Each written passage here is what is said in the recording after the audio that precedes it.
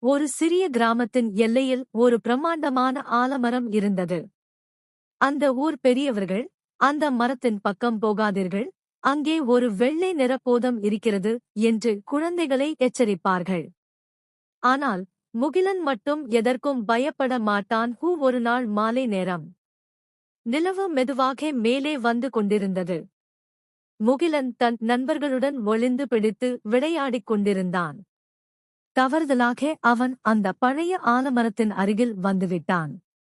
சட்டென்று மரத்தின் பின்னால் ஏதோ சலசல என்று சத்தம் கேட்டது.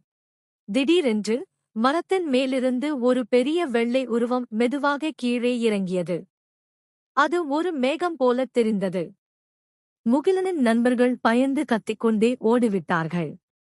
ஆனால் முகிலன் நகரவில்லை. யார் நீ?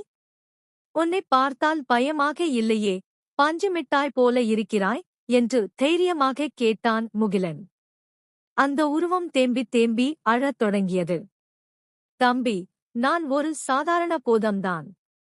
ஆனால் எனக்கு பல்லில் பயங்கர வலி. எல்லாரும் என்னைப் பார்த்து பயந்து ஓடுகிறார்கள்.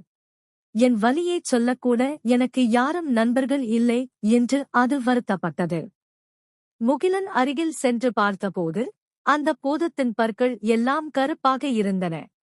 அது நிறைய இனிப்புகளைச் சாப்பிட்டுவிட்டு பல் தேய்க்காமல் இருந்ததே அதற்குக் காரணம். முகிலன் உடனே வீட்டிற்கு ஓடிச் சென்று ஒரு பெரிய பக்கெட் தண்ணீர் மற்றும் ஒரு பெரிய பிரஷ்ஷை எடுத்து வந்தான்.